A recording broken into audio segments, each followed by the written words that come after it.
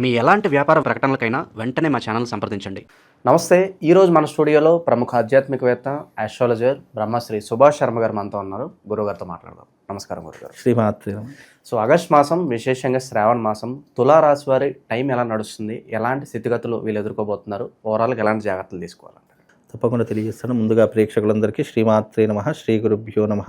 జ్ఞాని నామ్నపి చేతాంసి దేవి భగవతి హిస బలాయ కృషమోహాయ మహామాయ ప్రయశ్చతి. తులారాశి వారికి ఈ మాసం చాలా అద్భుతంగా ఉంటుందండి. సప్తమ స్థానంలో గురువు శుక్రుడు రెండూ కూడా కాంబినేషన్లో ఉన్నాయి. కాబట్టి ఈ యొక్క కాంబినేషన్ వీళ్ళకు చాలా అద్భుతంగా కలిసి వచ్చేటటువంటి యోగంగా ఉంటుంది. ముఖ్యంగా ఈ తులారాశి వారికి ఏంటి అని అంటే కనుక ఇప్పుడున్నటువంటి తరహాలో వీళ్ళకు ఆర్థిక పరంగా కానీ ఫైనాన్షియల్ పరంగా కానీ కలిసి వచ్చేటటువంటి అవకాశాలు ఎక్కువగా కనిపిస్తున్నాయి. తులారాశిలో పుట్టినటువంటి వారు ఎలా ఉంటారు అని అంటే కనుక హెల్పింగ్ నేచర్ చాలా ఎక్కువగా ఉంటుంది. న్యాయపరమైనటువంటి సంబంధాల్లో చాలా ప్రావీణ్యత ఉండేటటువంటి వ్యక్తులు, అలాగే ఏ మాటకైనా సరే ముక్కుసూటిగా వెళ్ళేటటువంటి వ్యక్తులు కావచ్చు. అలాగే ముఖ్యంగా వీళ్ళు ఏంటంటే ఫైనాన్షియల్ విషయంలో కానీ ఆర్థిక విషయంలో కానీ చాలా నిక్కచ్చిగా ఉండేటటువంటి వ్యవహారాలు వీళ్ళ జీవితంలో ఏర్పడుతూ ఉంటాయి. అలాగే ఈ తులారాశి వారికి హెల్పింగ్ నేచర్ కానీ సహాయం చేద్దామనేటటువంటి ఆలోచన చాలా ఎక్కువగా ఉంటుంటాయి. వీళ్ళ కంటి ముందర ఏదైనా కష్టం జరిగితే కానీ నష్టం జరిగితే కానీ తప్పకుండా ముందుండేటటువంటి వ్యవహారాల్లో ఈ తులారాశి వారు ఒకరు అని చెప్పుకోవచ్చు. అలాగే ఎవరికైనా ఏదైనా ప్రమాదం జరిగింది, ఉద్యోగం కావాలన్నా ఏదైనా తమ వంతు సహాయం చేసేటటువంటి వారిలో గొప్ప నైపుణ్యం ఎవరికైనా ఉంది అంటే తులారాశి వారని చెప్పుకోవచ్చు. ముఖ్యంగా వీళ్ళకేంటి అని అంటే కనుక ఇప్పుడున్నటువంటి ఈ మాసంలో అద్భుతమైనటువంటి ఫలితాలు ఉన్నాయి. వృత్తిలో కానీ వ్యాపారంలో కానీ మంచి లాభాలను గడించేటటువంటి అవకాశాలు కనిపిస్తున్నాయి. ఇంటి అందు శుభకార్యాలు ఎక్కువగా చేస్తూ ఉంటారు. విందులు వినోదాలు ఎక్కువగా పాలు పంచుకుంటూ ఉంటారు. అలాగే ఈ మాసంలో వీళ్ళు ట్రావెలింగ్ ఎక్కువగా చేస్తుంటుంటారు. అంటే అనుకోకుండా ప్రయాణాలు చేయడము, పుణ్యక్షేత్రాలను దర్శించడము, తీర్థయాత్రలకు వెళ్ళడము, లేదా గొప్పనైనటువంటి ప్రదేశాలకు వెళ్ళడము, దేశ విదేశాలకు వెళ్ళడము, ఇలాంటి యోగములన్నీ కూడా తులారాశి వారికి ఈ మాసంలో ఏర్పడబోతున్నాయి. కాబట్టి తులారాశి వారికి ఓవరాల్గా మంచి ఫలాలే ఉన్నాయని చెప్పుకోవచ్చండి. ఇక ప్రజెంట్ అయితే వీళ్ళు దూర ప్రయాణాలు అంటే అబ్రాడ్ వెళ్ళాలనుకుంటే సెప్టెంబర్లో మనకి మాస్టర్స్కి వెళ్తారు. వాళ్ళకి ఏదైనా జాగ్రత్తలు చెప్తారు? తప్పకుండా ఇప్పుడున్నటువంటి తరహాలో ఈ యొక్క తులారాశి వారికి విదేశాలకు వెళ్ళాలి, విదేశాలకు మనకు అవకాశాలు కావాలి అనుకుంటే ఇప్పటి నుంచే ప్రయత్నం చేస్తూ ఉండాలి. వీసాలు కానివ్వండి, లేదంటే ఇంకా ఇతర వ్యవహారాదులు కానివ్వండి, పేపర్ వర్క్ ఏదైనా ఉంది అంటే అది ఇప్పటి నుంచే ప్రారంభం చేసుకోవాలి. ఈ మాసంలో ప్రారంభం చేసుకుంటే తప్పకుండా విదేశాలకు వెళ్ళే యోగం ఉంటుంది. అక్కడ స్థిరపడేయవచ్చు, లేదు అంటే ఉద్యోగం గురించి వెళ్ళవచ్చు, లేదు అంటే వ్యాపారం గురించి, చదువు గురించి, ఏ రంగం గురించి వెళ్ళినా కూడా అక్కడ వాళ్లకు ఒక మనశ్శాంతి. ఇప్పుడు చాలామంది విదేశాలకు వెళ్ళేవారు అయ్యో వెళదామని అనుకుంటారు, కానీ తొందరగా వెనక్కి వచ్చేస్తూ ఉంటారు. అలా కాకుండా విదేశీ యోగం ఎలా ఉండాలి అని అంటే అక్కడికి వెళితే మనకు స్థిరపడేటటువంటి యోగమైనా ఉండాలి, ఉద్యోగం దొరికే యోగమైనా ఉండాలి, చదువుకి మంచి అర్హత కలిగినటువంటి యోగమైనా ఉండాలి. ఈ మూడు ఉంటే గనక విదేశాలకు తప్పకుండా వెళ్ళేటటువంటి యోగం వస్తుంది. చాలామంది ఏంటంటే డబ్బులు ఉంటాయని చెప్పేసి ఒక వారం 10 రోజులు, నెల రోజులు, సంవత్సరం కష్టపడి వద్దామనుకుంటారు. కానీ ఏమాత్రం ఆ దేశము అక్కడ అడుగు పెట్టగానే వీళ్ళ కర్మ వీళ్ళకి అంటుకొని తొందరగా వెనక్కి పంపించేస్తూ ఉంటుంది. ఇలాంటి తరహాలు ఉంటాయి. కాబట్టి విదేశీ ప్రయాణం సఫలీకృతం అయ్యేటటువంటి అవకాశం ఈ తులారాశి వారికి ఇప్పుడు ఏర్పడుతుందండి. ఇక శుభకార్యాల పరిస్థితి గురుగారు? ఇంటి యందు శుభకార్యాలు తప్పకుండా చేస్తూ ఉంటారు. విలువైనటువంటి ఆభరణాలు, లేదు అంటే ఆస్తులు కొనుగోలు చేయడము, లేదు అని అంటే కనుక ఇళ్ల స్థలాలు కొనుగోలు చేయడం ఈ మాసంలో వీళ్ళకు ప్రారంభమవుతూ ఉంటుంది. ఇన్ని రోజులు ఎవరైతే ఇల్లు కోసం కష్టపడుతున్నారో, అయ్యో ఇల్లు లేదని ఎవరైతే బాధపడుతున్నారో అలాంటి వారికి ఈ మాసంలో గృహయోగం అనేటటువంటిది తప్పకుండా సిద్ధించేటటువంటి అవకాశం ఏర్పడుతూ ఉంటుంది. ఇక ఉద్యోగం లేనటువంటి వారికి ఉద్యోగ అవకాశాలు కలిసి వస్తూ ఉంటాయి. వివాహం కానటువంటి వారికి ఈ మాసంలో తప్పకుండా నిశ్చితార్థమైన అయి తీరుతూ ఉంటుంది, లేదా డైరెక్ట్ పెళ్ళి అయ్యేటటువంటి యోగాలు కూడా ఏర్పడుతూ ఉంటాయి. కాకపోతే ఈ తులారాశి వారు ఈ మాసంలో ప్రేమ పెళ్లిళ్ళు ఎక్కువగా చేసుకునేటటువంటి అవకాశం ఉంటుంది. కాబట్టి ప్రేమ పెళ్లిళ్ళు కానీ పెద్దల్ని ఎదిరించి చేసుకునే వివాహాలు చాలా ఎక్కువగా జరుగుతూ ఉంటాయి. కాకపోతే అవి వాళ్ళ కుటుంబ వ్యవహారాల్లో చూసుకొని ఆ వివాహానికి వాళ్ళు అనుమతి ఇస్తారా లేదా అనేటట్టు వాళ్ళ వ్యవహారానికి సంబంధించిన విషయం. కాబట్టి ఈ మాసంలో అయితే తులారాశి వారికి ఆల్మోస్ట్ పెళ్లిళ్ళు జరిగేటటువంటి యోగం అయితే కనిపిస్తుందండి. గురుగారు, మనం అంత కష్టపడినా కూడా సరైన దారిలో వెళ్ళాలి, కరెక్ట్ పాత్ ఎంచుకోవాలి. ప్రజెంట్ ఉన్న గ్రహస్థితి బట్టి సరైన నిర్ణయాలు తీసుకునే అంత చాకచక్యం ఉంటుందంటారు వీళ్ళకి? ఇప్పుడున్నటువంటి తరహాలో కనుక చూసుకున్నట్టయితే తప్పకుండా అర్హత ఏదైతే ఉంటుందో నిర్ణయాలు కూడా అదే రకంగా వస్తూ ఉంటాయి. కాబట్టి నిర్ణయం అనేటటువంటిది ఎదుటి యొక్క ఆపర్చునిటీని బట్టి నిర్ణయం తీసుకోవాలి. వీలైనంత వరకు అవకాశాలు వస్తాయి, కానీ నిర్ణయాలు అనేటటువంటివి కొన్నిసార్లు తొందరపడి నిర్ణయాలు ఎక్కువగా తీసుకుంటారు. అలాంటివి కొన్ని ఆలోచన చేసుకొని నిర్ణయం తీసుకుంటే కనుక వీళ్ళ భవిష్యత్తు చాలా అద్భుతంగా ఉంటుందండి. మనం చేసిన పనికి తగిన గుర్తింపు లేదు, క్రెడిట్స్ మొత్తం వేరే వాళ్ళు కొట్టేస్తున్నారు అనుకుంటూ ఉంటారు కదా, మరి తగిన గుర్తింపులకు వస్తుందంటారా? క్రెడిట్ కావచ్చు అదంతా కూడా. అయితే ఈ తులారాశి వారిలో ఉన్నటువంటి ఇబ్బంది ఏంటి అంటే కనుక వీళ్ళు తెలివిపరులు. వీళ్ళ ఆలోచనలు ఎలా ఉంటాయి అంటే కనుక వీళ్ళ మైండ్కి పదును పెట్టి ఆలోచన చేస్తే తప్పకుండా సక్సెస్ సాధిస్తారు. కానీ వీళ్ళ ఆలోచనలు పక్క వాళ్ళకు ఉపయోగపడి వాళ్ళు దోచేసుకొని వాళ్ళు టాప్ పొజిషన్లో ఉంటారు. తులారాశిలో పుట్టినటువంటి జాతకులు ఎట్లా ఉంటారు అంటే వాళ్ళు తప్పకుండా ఏదైనా పని అనుకున్నారు, దానికి ప్లాన్ వేశారు అంటే అది తప్పకుండా సఫలీకృతం అవుతుంది.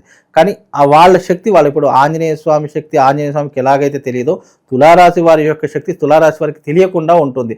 వీళ్ళని యూటిలైజ్ చేసుకుంటారు. తులారాశి వారు ఎవరైనా సరే మిమ్మల్ని యూటిలైజ్ చేసుకొని ఎదుటి వాళ్ళు బ్రతికేస్తారు తప్ప మిమ్మల్ని మాత్రం ఎదగనివ్వరు. ఇది మాత్రం చాలా తులారాశిలో పుట్టిన నేను చాలా గొప్ప వాళ్ళ జాతకాలు చూసా. తులారాశి వారికి మంచి యోగాలు ఉన్నాయి, కానీ పక్కనున్న వాళ్ళు తొక్కేయడంతో వీళ్ళ యొక్క ఆలోచనలు, వీళ్ళ యొక్క మైండ్ సెట్, వీళ్ళ యొక్క ఏవైతే మంచి అభిప్రాయాలు అవన్నీ వాళ్ళు వినియోగించుకొని వాళ్ళు టాప్ పొజిషన్లో ఉంటారు. ఈ తులారాశి వారి మాత్రం ఎక్కడ తీసుకొని అక్కడే ఉంటుంటుంది. అందుకే తులారాశి వారికి ఆలోచనలు బాగా ఉంటాయి, కానీ వాళ్ళకు ఉపయోగపడవు. ఒకవేళ ఉపయోగించుకుందాం అనుకున్నా సమయ సందర్భాలు వీళ్ళకు కాలం కలిసి రాదు. అందుకే వేరే వాళ్ళు ఉపయోగించుకుంటారు. ఎగ్జాంపుల్గా నేను ఒక బిజినెస్ పెట్టాలి, నా ఆలోచన ఎలా ఉంది అని తులారాశి వారు అనుకుంటూ ఉంటారు. మొత్తం ప్లాన్ అంతా వేసుకుంటారు.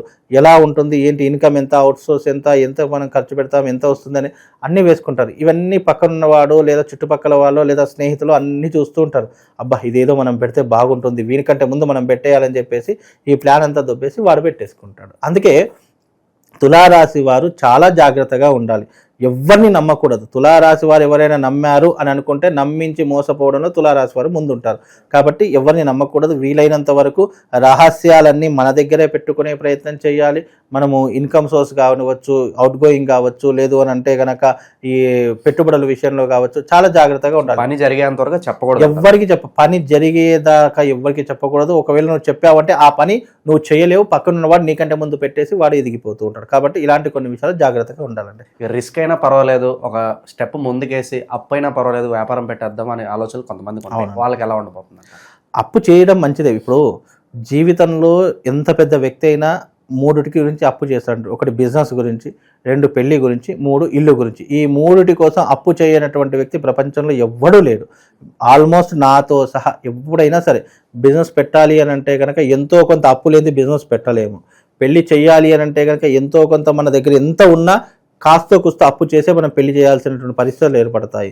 అలాగే ఇల్లు కట్టాలనుకున్నా కూడా మన దగ్గర ఎన్ని ఉన్నా ఆ ఇల్లు కడుతున్న కొద్దీ మనకు డబ్బులు తరిగిపోతూ ఉంటాయి.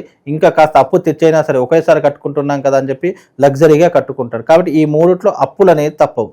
ఆ అప్పు ఎలా చేయాలి? మన తాహతకు మించకుండా చేయాలి. నా సంపాదన 10,000 ఉందనుకోండి, ఒక 3,000 అప్పు చేయడంలో తప్పు లేదు. ఎందుకంటే అవి ఎప్పుడో ఒకప్పుడు నేను తీర్చుకుంటాను కాబట్టి. నా సంపాదన 10,000 ఉంది, నాకు 10 లక్షల అప్పు కావాలి అని అంటే కనుక అది మూర్ఖత్వంతో పని ఉంటుంది. కాబట్టి ఎప్పటికైనా అలా చేసుకోకూడదు. కాబట్టి అప్పు చేయండి, తప్పు లేదు. అవసరానికి అప్పు చేయండి తప్ప అప్పు కోసమే అవసరం ఏర్పరచుకోకండి. అలా ఎప్పటికైనా నష్టం. కాబట్టి ఇలాంటి తరహాలో ఆలోచన చేస్తే బాగుంటుందండి. విశేషంగా ఈ శ్రావణ మాసం ఎలాంటి పరిహారాలు కలిసి వస్తాయి అంటారు? అలాగే అప్పు గురించి ప్రస్తావన వచ్చింది కాబట్టి వీళ్ళ ఆర్థిక స్థితి మెరుగుపడడానికి, కాస్త అప్పులు తీరిపోవడానికి మంచి రెమెడీ ఏదో ఉన్నట్టు చెప్పండి గురుగారు. ముఖ్యంగా ఈ తులారాశి వారి గురించి అప్పులు ఏదైనా మీ జీవితంలో ఏదైనా అప్పులు ఉన్నాయి, లేదా మీ జీవితంలో అప్పుల సమస్యతో బాధపడుతున్నారు, ఫైనాన్షియల్ ఇష్యూస్తో చాలా బాధపడుతున్నారు, రావాల్సిన డబ్బు, ఇవ్వాల్సిన డబ్బు, ఇలా ఏదో ఒక దాంతో ఇబ్బంది పడుతున్నారు అని అనుకోండి. ఒక మంచి తమలపాకు తీసుకోండి. తమలపాకు తీసుకొని గంధం కలుపుకోండి. గంధంతో ఒక తమలపాకు మీద ఓం శ్రీం హ్రీం క్లీం మహాలక్ష్మీ నమః అనుకునేటటువంటి మంత్రాన్ని తమలపాకు మీద రాసి మీ ఇంటి ఈశాన్య మూలలో పెట్టండి. ఆ తమలపాకు మళ్ళీ మరుసటి రోజు తీసేసి పారే నీళ్ళల్లో కానీ లేదా కుండీలలో కానీ పెట్టేసేయండి. ఇలా చేయడం ద్వారా మీ ఆర్థికపరమైనటువంటి అప్పులు తీరిపోయేటటువంటి అవకాశం ఏర్పడుతుంది. ఆ తమలపాకు మీద రాస్తే మన అప్పులు ఎలా క్లియర్ అయిపోతాయి అనే అనుమానం మాత్రం పెట్టుకోకండి. ఎందుకంటే మీరు ఆ తమలపాకుని సంస్కృతంలో నాగవల్లి పత్రము అని అంటారు. ఎప్పుడైతే గంధంతో రాసినటువంటి బీజాక్షరములు ఉంటాయి, మనం రాసేటటువంటి అక్షరాలు మామూలు అక్షరాలు కాదు, బీజాక్షరములు, నువ్వు ఎప్పుడైతే నోటితో పలుకుతూ రాస్తూ ఉంటావో అవి నీ యొక్క జీవితాన్ని చైతన్యవంతంగా చేస్తాయి, నిన్ను లక్ష్మీ కటాక్షం వైపు నడిపిస్తూ ఉంటాయని అర్థం చేసుకోండి. ఇది రాస్తే మనకేమవుతుంది, ఇలా రాస్తే ఎప్పుడో మనకు బాగుండే వాళ్ళం కాదు, అనుమానం పెట్టుకొని ఏ పని చేయకుండా ఉంటే అన్నీ సఫలీకృతం అవుతాయి. కాబట్టి నేను చెప్పింది నమ్మి రాసుకోండి, తప్పకుండా లాభం జరుగుతుందండి. ఎలాంటి దైవారాధన బాగుంటుందంటారు విశేషంగా ఈ శ్రావణ మాసం మీద? ముఖ్యంగా ఈ శ్రావణ మాసంలో ప్రతి ఒక్క తులారాశి వారు శివారాధన చేసుకోండి. మీ ఇంట్లో ఒక శివశక్తి స్ఫటికలింగం తీసుకొచ్చి పెట్టేయండి.